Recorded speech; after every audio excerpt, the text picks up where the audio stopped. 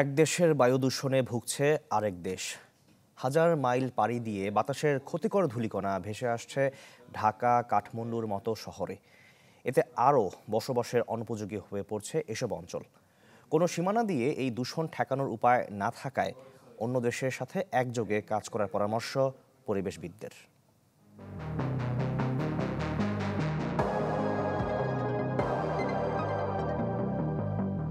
বৈশ্বিক বায়ু দূষণের হটস্পট দক্ষিণ এশিয়া।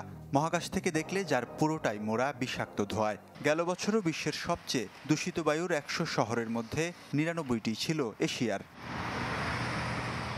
বায়ু দূষণের প্রথম সারিতেই নাম ভারত, পাকিস্তান, বাংলাদেশের মতো দেশের। যদিও দূষণের মাত্রা বিবেচনায় দোষারোপের সুযোগ নেই নির্দিষ্ট কোনো দেশকে, কেননা পলিউশন নোজ নো বর্ডার্সের রিপোর্ট অনুযায়ী বাতাসের ক্ষতিকর উপাদান হাজার কিলোমিটার পেরিয়ে প্রভাবিত করে দূরের দেশ আর মহাদেশকেও। বাংলাদেশের ঢাকা, চট্টগ্রাম, খুলনার মতো বেশ কিছু অঞ্চলের প্রায় ১/৩ দূষিত বায়ুর উৎপত্তিস্থল ভারত। বিশ্বব্যাংক বলছে, উত্তর পশ্চিম থেকে দক্ষিণ পূর্ব দিকে প্রবাহিত বাতাসের মাধ্যমে এই দূষিত কণা প্রবেশ করে বাংলাদেশে। ব্রেকফাস্ট, টিফিন কিংবা স্ন্যাক টাইমে মজাদার আয়োজন মানে অল টাইম ব্রেড।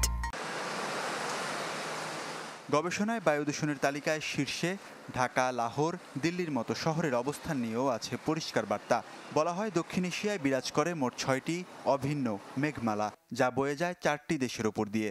এতে অভ্যন্তরীণ বায়ু দূষণ কম হলেও অন্য অঞ্চলের দূষণ থেকে মেলে না মুক্তি, যে কারণে ঢাকা, কাঠমান্ডু আর কলম্বোর মতো শহরকে ভুগতে হয় সবচেয়ে বেশি।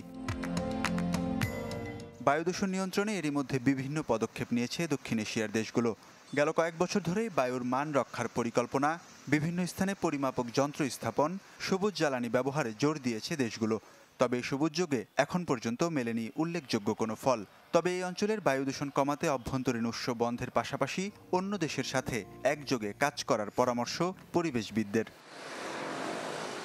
ওয়ালিউল্লাহ ফারুক, চ্যানেল 24।